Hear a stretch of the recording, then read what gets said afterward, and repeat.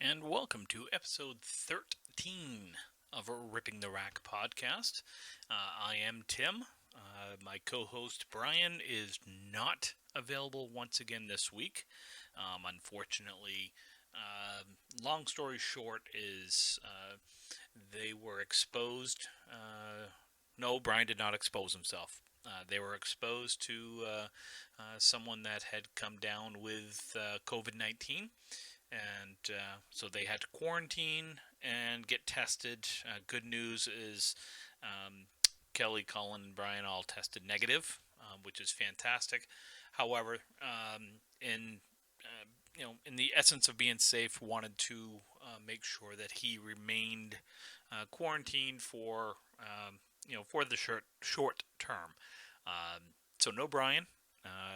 So it will be me running solo again today for episode 13.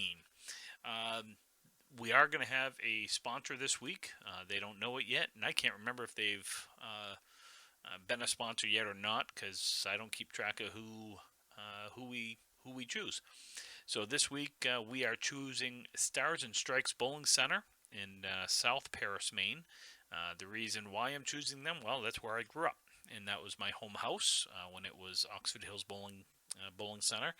Um, Fun little 14 lane house. Got a nice little arcade. Great food, pizza, cold beer, all the good stuff that you need in a bowling alley. Stars and Strikes Bowling Center. The physical address is 108 Park Street, also known as Route 26, as you're heading out of town towards Sunday River Ski Resort.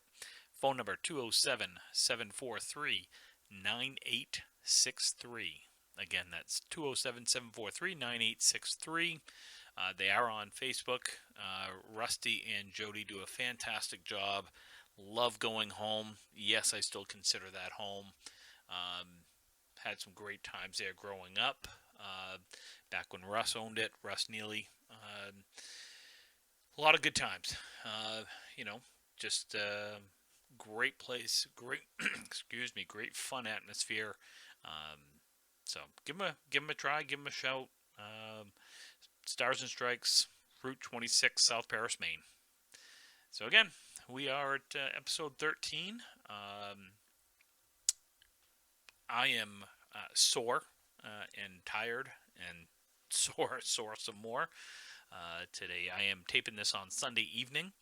Um, we had a tournament up in Bangor Brewer Bowling Center yesterday, an all-day tournament. Fantastic job, Evan, Penny, Chip, and the staff at Bangor Brewer Bowling Center and Penny Lane Bar and Grill. Food was great. The lanes ran very well. They had a couple of breakdowns, but you know what? It was hotter than the hinges of hell in there yesterday. Um, Nothing you can do about it when it's that hot. You had the AC going, you had fans going, but it was 90 plus degrees, and the engines and the machines can only take so much.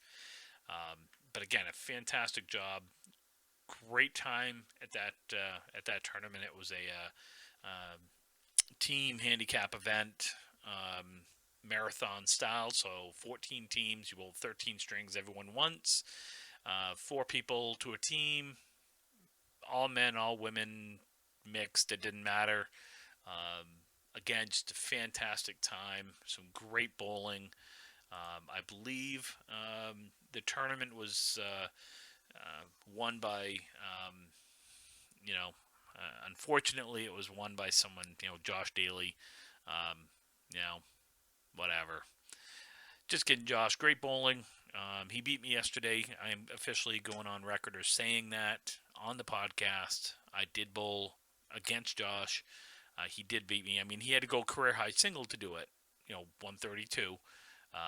Just kidding, Josh. I know you had a 140 later on. So, next time we bowl each other, maybe I'll actually try a little bit. Yeah, we'll see. I don't know. I kind of felt bad for you. Young guy going up against his mentor, really nervous. You could tell, he just was really nervous bowling against me, and I just wanted to, let him know that he can do it. He can do it. Um, teams, the teams had You had Maddie Kelly, Sonia Rossi, and Cole Fry. Evan was supposed to bowl with them, but he had a little boo-boo. He had a sunburn. Pretty good one. Apparently, he doesn't understand that when you put sunscreen on your whole body instead of just your arms and legs, it will protect the whole body. Evan, get better. Feel better. I know you were struggling a little bit yesterday trying to work and run the tournament. Great job, though. And they picked up a local bowler. Knowing, it wasn't someone I know, and I'm sorry I don't have his name in front of me to give him props, but he stepped up and bowled all 13 strings, and I know they had a great time. You had a team out of Belfast: Lou Dyer, Paul Dyer, Jim Pendergrast, Rick Pomeroy. They bowled well. Unfortunately did have a team that had one or two drop out at the last second. Um, you know, they struggled, but I mean they stuck in there and had some good times. Zach Skinner, Zach and Renee, both with Rick Martell and Scott Valaire. You had my team, Electric Lettuce. Yes, that was our team name, Electric Lettuce. That was myself, Mark Carrier, Kobe Carrier. Brian was supposed to bowl, unfortunately, again. He couldn't, so really big thank you to Gene Gilbert.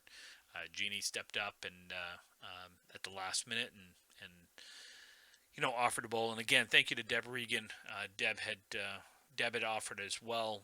Unfortunately, we had already asked. We were waiting on some answers. So Deb, thank you. Jeannie, thank you again for bowling. Had a great time. We didn't finish where we wanted to, but we had fun. You also had Kai Hunt. Kai's a good young bowler out of Newport. He bowled with Kerrigan Skinner, his girlfriend. Again, solid young bowler. I don't know how old Kerrigan is, 16 or 17. Yes, she beat me as well. Congratulations. And that was, who else did they bowl with? I think they bowled with Skeeter Bowley and Billy Lewis. Heard them, cheering all day long. You had Hef's Heroes, Brian Heffernan, Mike Legendre. I know I totally butchered your name, Mike, and I do it every time. My apologies. Legendary, whatever it is. Sorry, I apologize. Someday I'll actually get it right. Daryl Goodwood and Rob Linehan. They had, another good time. They had fun. Mona Lamar out of Augusta, bowled with Trisha Hughes. Excuse me. Bowled with Dave Gilbert and Aaron Bassford. You had Team Meat Hammer. You can thank me for that one. Meat Hammer. That was Mark Weber, Nate Lees, Mike McGinty, and Jeff Walsh. They were in it right up. I don't know how they did. I know Nate didn't bowl particularly well, but I know he had fun. Mark and of course McGinty and Walsh all had a good time.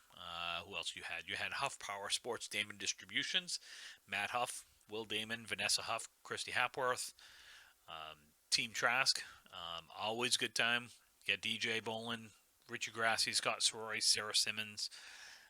You had the BBs, Sarah Duffy, Amy Doobie, Lori Lewis, and Laura Duflair. Again, my apologies, Laura. I butchered your name yesterday, and here it is Sunday, butchering your name again. And yes, I bowled Amy, and Amy beat me too. I sense a trend here that people seem to have wanted to bowl against me yesterday, and Amy took advantage of my weakened state. I'm going to call it that. Actually, no, she really bowled well. I don't know what she bowled, 130 something I think against me, something like that. Again, great job to them. Team Nichols, Matt Nichols, Pete Riscatelli, Eric Sargent, Mike Erickson, and then, of course, Team Daly, who actually won it, and that was Josh Daly, Austin Barnes, Jeff LaPierre, and Scott LaPierre. So again, overall, great job, Evan, Penny, Chip. Always a pleasure to bowl up there. I love bowling there. I didn't start out great. I started out with a 92 string. That was that was a lot of fun. Pretty happy with that. But again, I came out of it bowled right around 650 for the front five. So really came out of that pretty good. I think I ended up somewhere in the 124 to 126 type average, I think. Um, I don't know. It was somewhere in that neighborhood. But again, ultimately we had fun, and got to hang out with a lot of friends. Got to laugh. You know, saw some amazing shots. Saw some nice strings. Um, and unfortunately, we saw far too many nice strings against us. But there will be another time. So, not sure when the next tournament's going to be. Well, I shouldn't say. I know the next tournament I'm bowling in. That will be what used to be called the International Mixed Doubles. Going to be a little tough to call it that this year, considering no one can come from Canada. So we're going to call it the National Mixed Doubles. That is at 1710 Sports Center in Augusta. That will be the last weekend of August 29th and 30th. That is a mixed doubles scratch tournament. Right now, I think they have 18 teams. They're looking to get 24. Love 24 teams in that. Sit there and they could, go 2 divisions and really have a great time with it. I think it's $100 a person. Again, fun times. I'm bowling with Aaron Merrill. Aaron and I have won it in the past. So looking forward to it. It should be a good time. Now I just got to rest up and, who knows, maybe actually do a push-up or two to try to get into, I think that's all it takes is one push-up, right, Brian? Yeah, Tim, I think that's all it is. Man, thanks, Brian. We'll see. Odds of me actually working out is probably slim to none. Really need to. So this episode is going to be going live on Tuesday morning, August 4th. That is a very special day in this household. That is it's the anniversary of my birth. That's right. I will turn 49 years old on Tuesday, August 4th. That will be my last year in the 40s. And of course, it has to come with COVID and all that happy horseshit stuff. But it is what it is, so we'll make the best of it. And we'll go from there. So I do accept all sorts of birthday gifts, greetings. Feel free to snap me happy birthday greetings, Facebook happy birthday greetings, all sorts of things. I take cash. Feel free to Venmo me. I love golf clubs. Feel free to, Callaway, big fan of Callaway. So, just the normal things. If you really want to gift me a vacation, I would love a trip to Aruba, Vegas and Aruba, Pebble Beach. I could keep going, but I'm sure already people have tuned me out.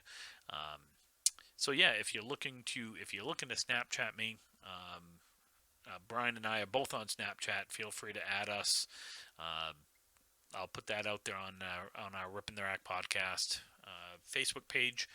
Again, that's Ripping the Rack podcast. That is on Facebook. You can email us as well at rippingtherackpodcast@gmail.com. Would love to get your answers, questions, I should say. I'll do the answers, but would love to get some questions.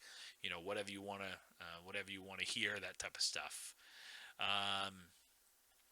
Not many questions this week from listeners. I did have some people poke a little bit of fun at me as far as my take on the ICBA. You guys are welcome. Again, everybody's got an opinion. Don't have to agree with me. We only ask that you just respect the fact that my opinion is my opinion, and Brian's opinion is his opinion, and your opinion is your opinion, and I will respect your opinion as well as if you respect my opinion. So we'll go from there. Let's see. What else do we want to talk about today? We've got a ton of things that we can talk about. how about we talk about? Let's talk a little bowling action here. Um, Talked a little bit about the tournament yesterday. Um, there's still some things in flux in the state of Maine with the association. That's still going through meetings and so forth. I know that they had some issues with the ICBA and the association, and they were talking about creating their own association. Some alleys were talking about just leaving altogether and doing their own thing.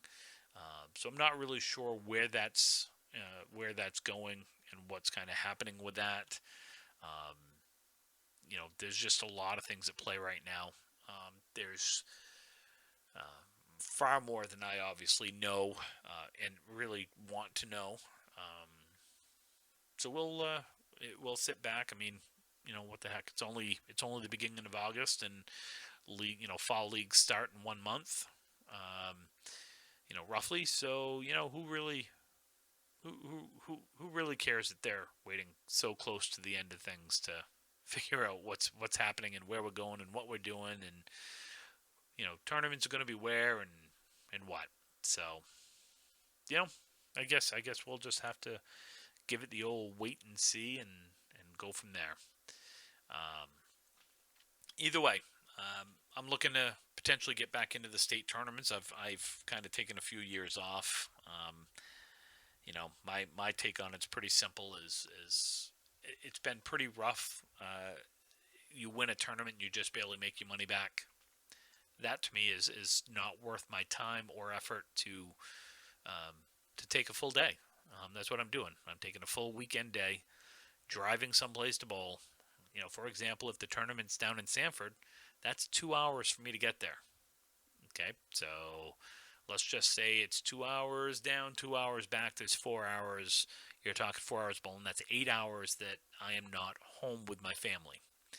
Not only is it 8 hours, but it's also $65, $70 to bowl. Call it $20 in gas, give or take. Okay, so now I'm up to $85, $90. Conservative estimate, call it $10 in food. Get a little breakfast sandwich on the way down. Maybe a sandwich on the way back to hold you over till it's time to eat. So conservatively, I'm call it $110 into the day, and I've wasted. I'm not gonna say wasted, and I've spent an entire day away from home, a weekend day. I work 5 days a week. I work 45, 50, 60 hours a week. I put a pretty good I try to put a pretty good effort in at work. So I really cherish the weekends that I get. Um, I'm not expecting to make thousands of dollars bowling. It would be cool if I could, but let's face it, those times are gone. So what do I expect? If I win a tournament, state tournament, I expect to win more than $150. And the fact is, the last time I won the state singles was a couple of years ago. I believe I got a check for like $180 something. That is absolutely 100% ridiculous for a state champion to get 180 or $200. My first one that I won 20 plus years ago, I won $750. That was worth it. Granted, you had more bowlers, but price was about the same. 20 plus years ago, it was still $55, $60 to bowl. So why is it that more and more money is not going to the bowlers? And I find it foolish. So hopefully they work it out. Again, I don't expect to make a ton of money with this. I don't do it for the money. Um, I've never bowled for the money. That's just unfortunately I'm not 6'5" and I can't dunk a basketball and all the good stuff. So the odds of me making millions as a an athlete, let's face it, slim none. Never going to happen. Not going to happen. Was never going to happen. So I bowl for the titles. I bowl for to see the friends. I do enjoy seeing other bowlers. I enjoy seeing really good bowling, and So we'll see. I know I'm also long-winded. That's okay. Um, I suppose, if I'm going to do it, this is the format to be long-winded on. Um, so it's it's all good. It's cool. Um, we'll see what happens. If not, hopefully the Pro Series, something happens with them. I know they've, making some. They're going to have some decisions they need to make. Um, Meet as a committee and really talk it through on what they want to do for the Pro Series down in Massachusetts. I had a blast bowling in that last year. I did not bowl every event, but I did bowl enough to qualify for the playoffs. And playoffs, we're talking playoffs. So for me, it was worth it. It was fun. It's you want to bowl against the best, and the fact of the matter is that the best bowlers are bowling in the Pro Series.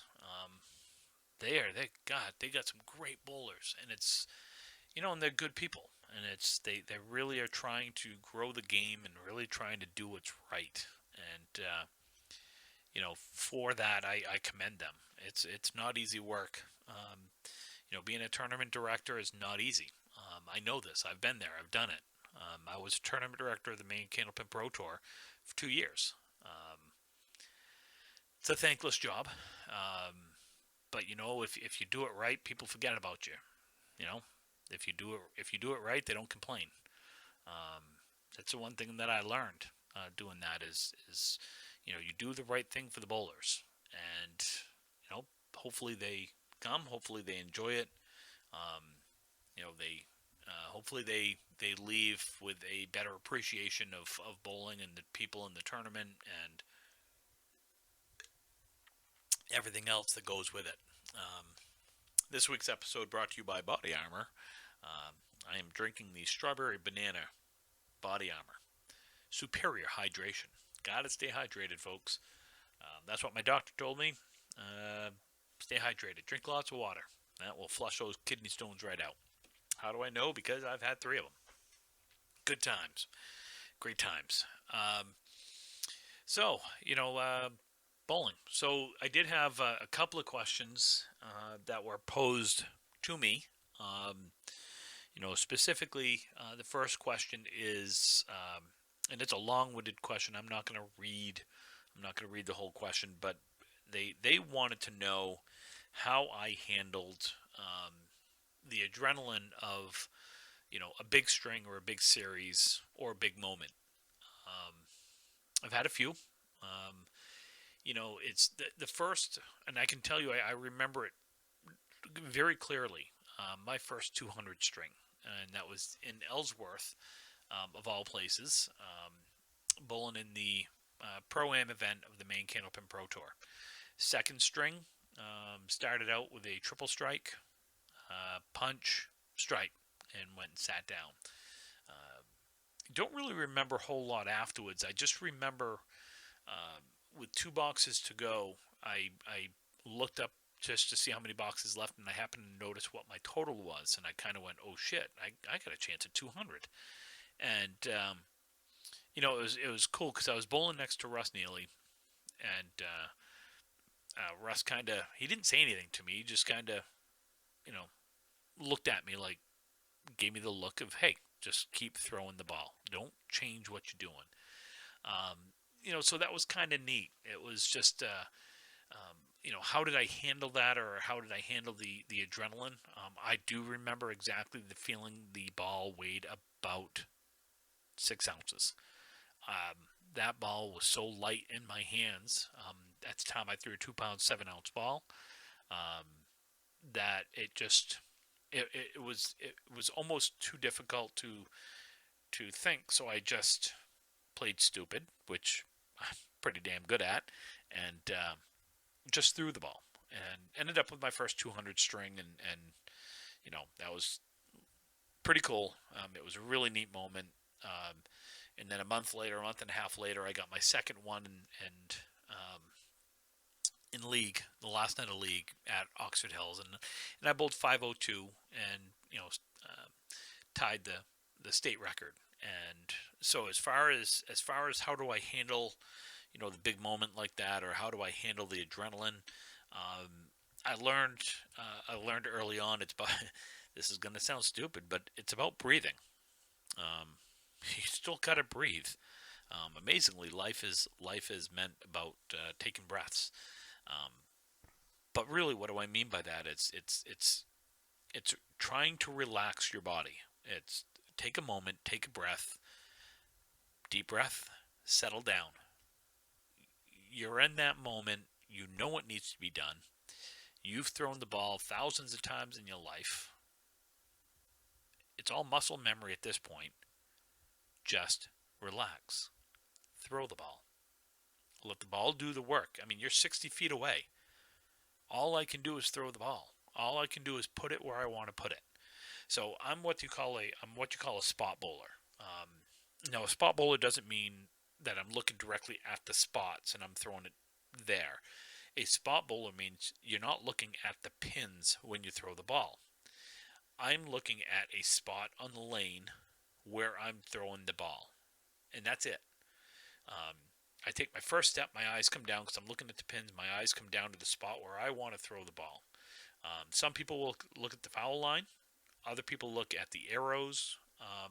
Some people even look just below the pins at the shadows of the pins.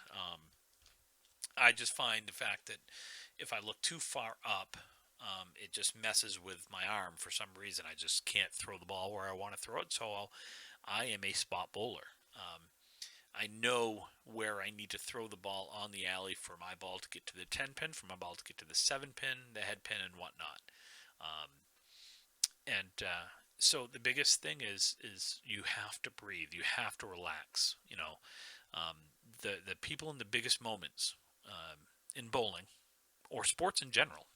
Look at Steph Curry when he's shooting a free throw.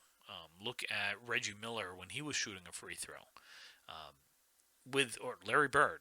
When the moment's on the line, when the game's on the line and they're at the foul line, they call it a free throw. It's free. You've got no one defending you. You look at every one of them, they always take a deep breath to relax themselves. And then they go through their routine. Do not change your routine. That's the biggest thing I can tell you. Do your thing. Take a breath, relax, throw the ball. No different I got a perfect example of this, and that is 2001 Worlds, the year I was on the winning team. I'm up with 2 boxes left. I've got a 20-pin lead, but I'm bowling one of the best bowlers that I've ever seen, and that's Robbie Henderson. Robbie is a great bowler, and he's a great pressure bowler. Or was. I don't think he's bowling anymore. So I knew that, the potential for Robbie to throw a double was huge. So I did the total opposite of everything that I've taught myself up until that point. I literally tried to throw a strike, meaning I overthrew the ball. In that moment, I didn't do everything that I taught myself up until that point. Took a breath. Heart's beating 100 beats a minute. It's just flying. And I tried to overthrow the ball because I wanted to throw a strike in the biggest moment of my life in candlepin bowling. And I overthrew it. And I came across my body, and I watched the ball go past that head pin. And I watched the ball go past the 2 pin, and I watched the ball sail into the 4-7 pocket. Oh my God, Tim, what are you doing? But the coolest thing happened, obviously, is I ended up with a backdoor strike. I hated it at the time, love it now. Hated it at the time because I wanted to throw just an absolute piss missile and just hammer the head pin and, have a no-doubter. And, but I didn't, but I learned from it. I did. There are some amazing anchor bowlers that will get in the moment, and they do the same thing every time. It's routine for them. Deep breath, throw the ball, nothing they can do from their point. They do what they're supposed to. So it's really cool. It's just kind of, it is what it is when it comes to that. Tommy Ulster had that second gear. Charlie Milan, Chip Carson, Russ Neely, Al Joy was a great ankle bowler. Um, you had some of the ankle bowlers now. Matty Harnett. Matty's a hell of a he's a hell of an ankle bowler. Um, you know, and you got others that will rotate through. Craig Holbert, all his life was an anchor bowler, and then sometimes you look up and Bobby Witt's bowling anchor, or Johnny Winchell. Johnny's bowling anchor, and I'm still going to say that ball that Johnny threw this year was one of the best balls he's thrown in that moment. You know, you needed a double seven to tie, double eight to win. He throws two strikes. He hammers the Brooklyn side of the 1-2 pocket and leaves a picket fence. So you know what? He did what he had to do, and unfortunately, he got screwed. Um, but in that moment, he did exactly what he needed. Um, Davey Barber, Dave's done it. Godwin's done it. Surratt's done it. I could go on there, but it takes a special guy at that moment to not let the moment get to them. Um, so I know that's a long-winded answer to that question. But you know what? It's the same thing that goes with basketball players. It's the same thing that goes with baseball players, football players, anyone in that moment. It is about controlling your breath. Not breaths, breath. Um, and that's the big thing right there is set yourself and go. Um, like I said, I've had some big strings. I've had some big moments. Um, you know, I've been a pretty good anchor bowler. I'm not going to say I won't say I was one of the best. I would never put myself in that category. Um, but I love the moment, and I do love that pressure. That's sometimes why I struggle, like in the world's bowling in bowling in that 2 or 3 spot is just I don't find it to be um, enough pressure, I guess. The 1 spot's cool. The 4 or 5 spots is to me the best spots to bowl in. So there's that. Let's see. What is okay? This person wants to know that who is the best person, or I can't read that. I can't even read what they want. Newsflash, folks! If you're going to send me a question, please put it in a format that I can read, preferably English. Um, I don't know what this person's asking. What it sounds like is who are some of the best up and coming bowlers is what it sounds like. So some of the best up and coming bowlers. I guess I'm going to answer it probably in a way that they're not really looking for, and it's not necessarily up and coming, but I'm just going to put young bowlers. Now, the fact of the matter is young could be subjective. I'm going to say, leave it to 25 and under, and I don't know ages of some people, so I apologize right up front. A couple of them bowled this weekend. Some great young talent. Josh Daly. I think Josh is only like 20 years old. Cole Fry. Mike McGinty, Meathammer. Kai Hunt. Kai's only 17, I think. I think he's still in high school. Kerrigan's only I think she's a senior this coming year. I think, could be wrong. Austin Barnes, Mark Webber. You got Ryan Hogan in Canada, Ryan Fox. Again, great young bowlers. I don't know the ages of a lot of people. I don't. Sorry, I'm not good at guessing people's ages. But there are a lot of good young bowlers. We need more. Seriously, we need more. I had a thought that it would be really cool in the States. I can't speak for Canada, but I'm going to speak for Maine. Um, it would be really cool if they had high school candlepin bowling teams. No reason why you can't do it. There's enough candlepin lanes that you could have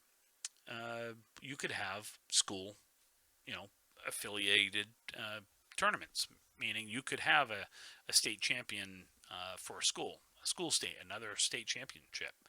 Uh, you could put, teams together, doubles together, mixed doubles, however you wanted to do it. They go down to their local bowling alley and they take the afternoon when a bowling alley isn't the busiest, and that's when they're there getting better, practicing, and whatnot. I mean, it's no different than golf team. I was on golf team in high school. We went up to Norway Country Club every day after school, and we played. We either played 9 holes or we practiced. We took over the putting green for the afternoon. We did a bunch of different things. It's no different than bowling. You could do that with bowling. I think that would be so cool to have that. Now, I don't know how it would work. I don't know if it could work. I just think it would be kind of neat to get these kids doing something. Maybe they're not basketball players, maybe they're not skiers, maybe they're not wrestlers, but just something fun like that. So that's my take on it. Let's move on from bowling. Let's talk. Oh boy, I don't know. Oh, you know what? I came across. It was really cool. I hadn't heard a cover. I heard it today. Was Chris Cornell did a Guns N' Roses cover of Patience, and now I love Chris Cornell. I talent that is gone. That was gone far too soon. Love his voice. Love just his gritty singing. He was fantastic with Soundgarden. Just I just think he was a hell of an artist. And there's a lot of conspiracy theories out there on that he didn't commit suicide. Um, we'll broach that on another topic. But this I just wanted to talk about a little bit about Chris Cornell. So I went back and I started thinking about some of his best cover songs, and you don't realize just how many he's done and just how awesome they are.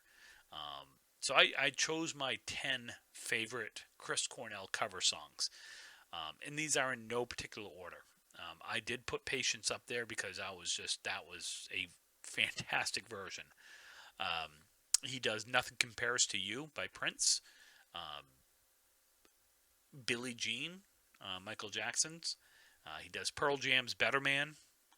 He does Whitney Houston's I Will Always Love You. And it's phenomenal. He does A Day in the Life by the Beatles.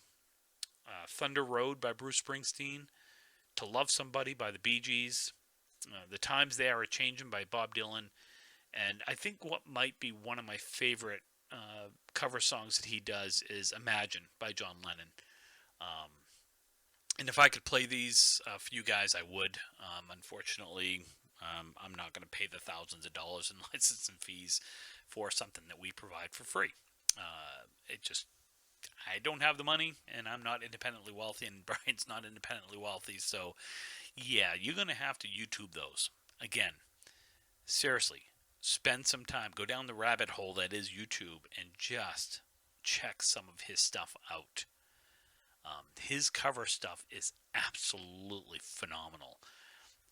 And I do that most nights, is when I go to bed. I don't typically watch TV. I will listen to music. I'll put the headphones on and I'll listen to music, and I will go down the rabbit hole that is YouTube. And unfortunately, the next thing I know, it's like an hour and a half, 2 hours later, and I am just screwed because now it's early in the morning and I've got to get up and go to work and all that happy horse crap because I'm not wealthy.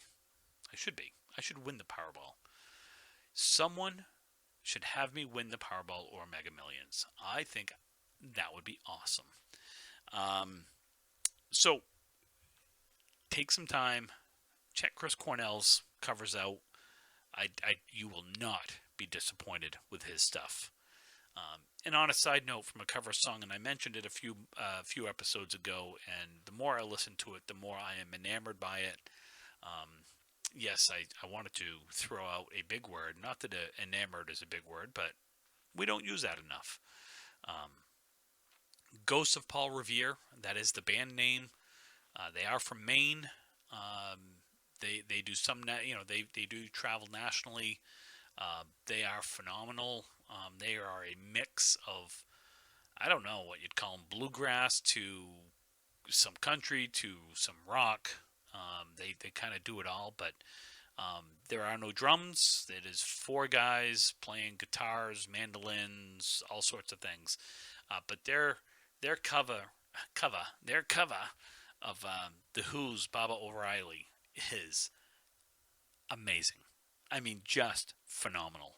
Um, I don't know how many times I've listened to it. I don't know how many times that I've just gone down that rabbit hole and over again listening to their version of it.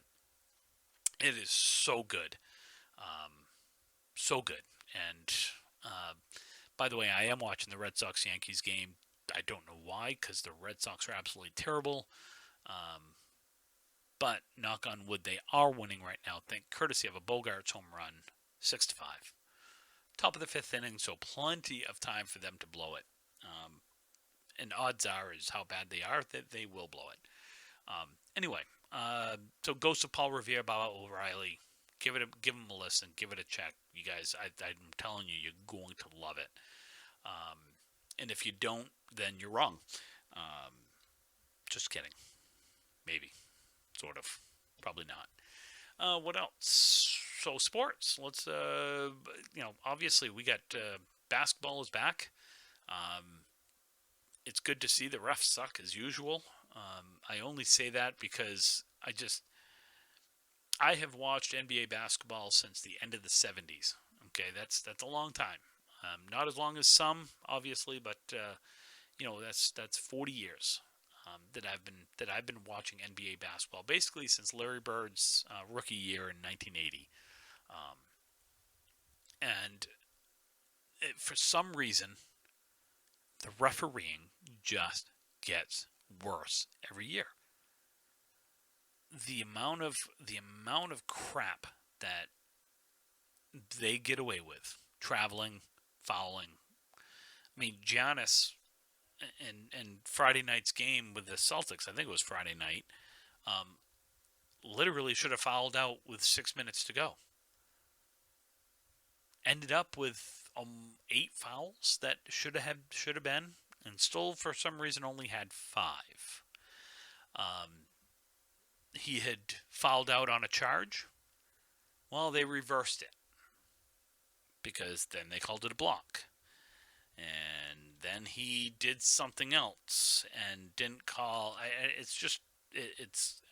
I love the athleticism. I love NBA basketball. Today's game, the Celtics Portland game, was a classic NBA game where Celtics got up 25 or something like that in the first half, and then come the second half, all of a sudden they're down 3. Classic game, go on runs. But man, it was a high scoring game, a lot of action. The bubble is working for them, and I can't believe that baseball just can't get on. If baseball had done it right, because I do have a sinking suspicion that baseball is going to end up canceling their season. More teams are having people test positive for COVID, so it would not surprise me if they do. But it just it frustrates me, and it's very irritating that the bubble, as much as I didn't think it was going to work, if they follow the protocols, it works. It's really cool to see sports back, though. A little odd watching hockey in the end of July, beginning of August. I am a diehard Bruins fan.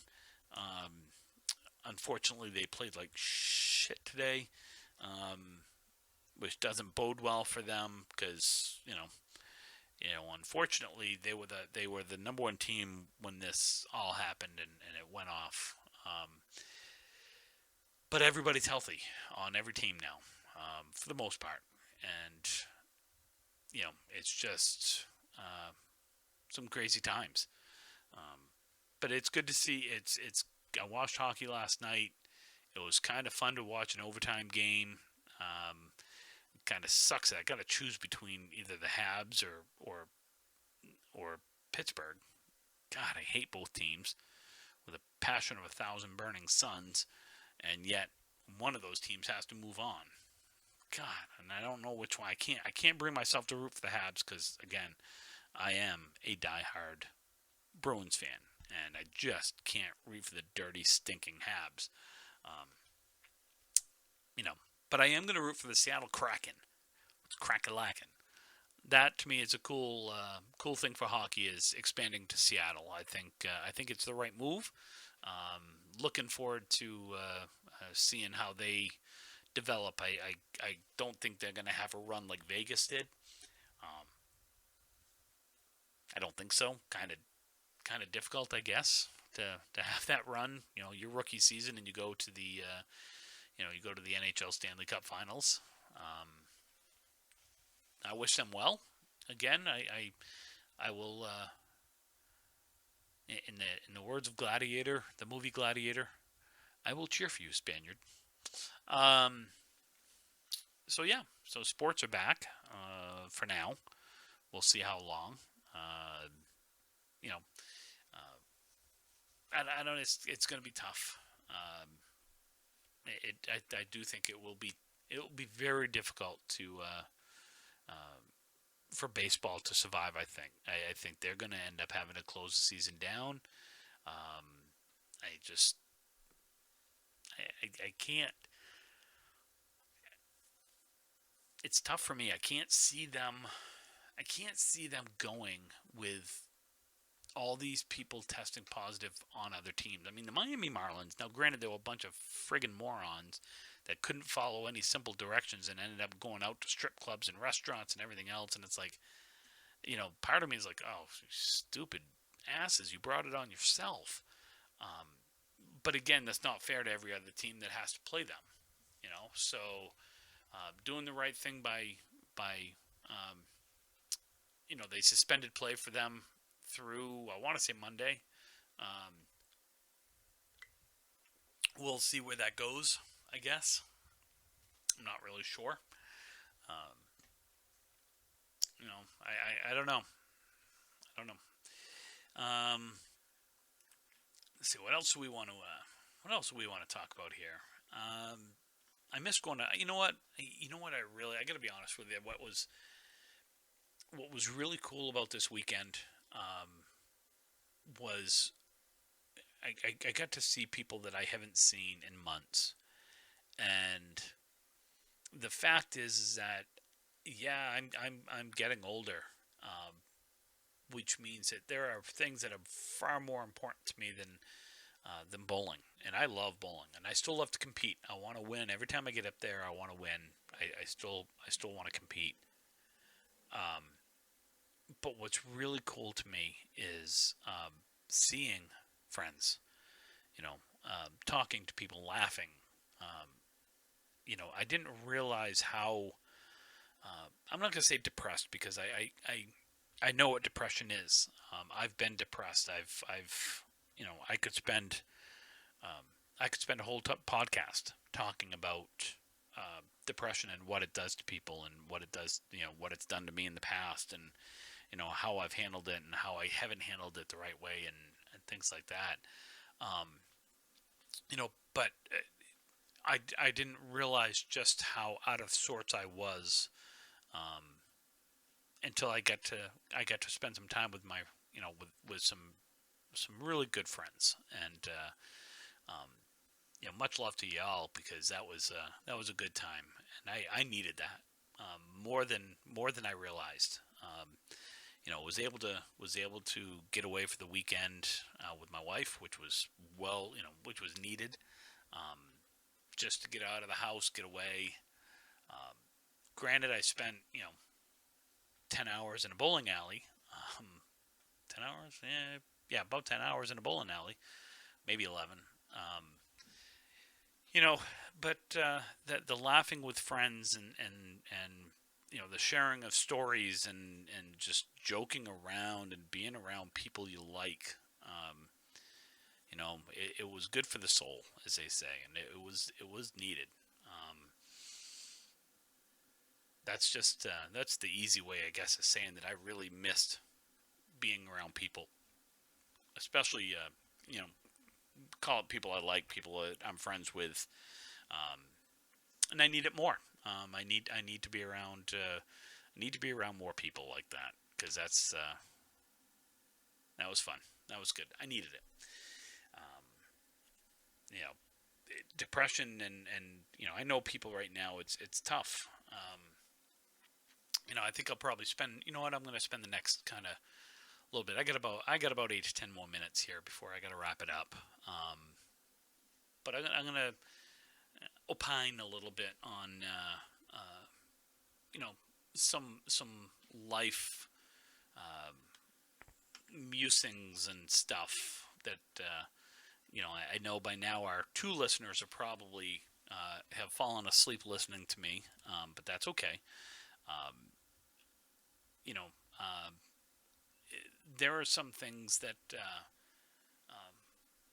have helped me over the course of the last 40 plus years. Um, I'm not gonna go deep into my past and whatnot. But there are some things that I'm gonna kind of get on a soapbox here, so I can be on other people's level.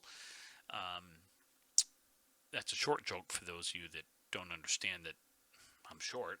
Um, but I see a lot of people bullying others on Facebook, social media, and not just Facebook, Twitter, um, not so much Instagram, and not so much Snapchat as much as I see it on Facebook and see it on uh, Twitter. I don't understand the whole concept of not allowing people to have differing opinions. It's okay to have differing opinions. It is truly 100% okay, and it should be okay. And it can be, it doesn't mean I'm right. It doesn't mean you're right or wrong, or I'm right or wrong. That's just the way my life has led me to believe in the things that I believe in. Um, I am a firm believer in, um, you know, standing by your convictions. And so, and I know this is kind of going off in different tangents here, but I'm gonna get to a point eventually. Is I was bullied a lot growing up. Um, it's kids are cruel, and they're going to be mean, and it is what it is. I've learned that now. I don't associate with people that I don't need it in my life. So I don't. I've learned how to deal with it, but I was bullied, and others were bullied for things that were beyond their control. Height, weight, um, skin color, you know, um, sexual orientation, race, religion. Um, People are mean, and what I have found is with quarantine in the last 4 or 5 months, people have become more mean online as a means of escape because being a keyboard warrior is a hell of a lot easier than looking me in the face and telling me how you really feel, or me looking someone else, or someone looking. It doesn't. What I mean by that is the online meanness, the online bullying. It's crazy, and I didn't realize just how much I needed to spend time with friends and spend time with my wife and spend time with people that I love, until this weekend. and sitting here doing this tonight alone, trying to figure out what to talk about, trying to, you know, um, it's difficult. You know, um, there are important things in life that are happening right now here in the States. There are important things happening all over the world. Um, we have some massive changes that we have to make in our United States. Period. End of story. Regardless of what you want to call it. We need to bring back the call it the niceties. We need to. There's no reason why you can't just be nice. None whatsoever. If you don't agree with my opinion, that's okay. It is 100% okay. It's not okay to degrade me, call me names, because you don't agree with my opinions. And I'm using me as an example, but that's what I see on Facebook. I see conspiracy theories left and right on Facebook. People are using it as a means to get their news, which boggles my mind. And it says a lot, unfortunately, about the state of media now versus the media when I was growing up, which was the era of Walter Cronkite and Dan Rather and things like that, where maybe not Dan Rather, but at least Walter Cronkite, he didn't give his opinions. He gave you the news. Here's the news of the day. Here's what's happening out there. It wasn't a liberal stand. It wasn't a conservative stance, or a Green Party stance, or a Tea Party stance, or the Nazi Party stance, or the instant stance, or the whatever you want to call it stance. It was the news. And the fact is that even if you point something out to someone, and I've got some great friends that do not agree with my I guess you'd call me I'm an independent. I lean maybe a little bit to the right, maybe, but I'm really solid right in the middle. I am fiscally conservative when it comes to the government, and I am, I guess you'd call it, social services liberal when it comes to other things. I believe in a hand up, not a handout. I will always believe in a hand up, not a handout, and there's nothing that you can really say to me that will make that any different. But the problem right now, and this is, we got a couple of minutes here. The problem right now that I see is the 10% on the left and the 10% on the right. If we could muzzle them, then the rest of us, 80%, could move on with life. Fact is that, we're sitting on August 2nd, and come November 3rd, I think it is. What's that? September, October, November. So in 3 months, basically. 3 months from tomorrow, I want to say. Yes, Tuesday, November 3rd. That is a huge day. That is when we got to get out and vote. And by getting out and vote, it means if you're of age, if you're 18 years or older in the United States, you should go vote somehow, some way. Otherwise, the status quo wins. Whether you are for Trump or for Biden or for, and I don't know who the independent party is right now. I don't care if you're for Trump. I don't care if you're for Biden. Get out and vote. Do the right thing. Do the American thing. Let your voice be heard. It's that simple.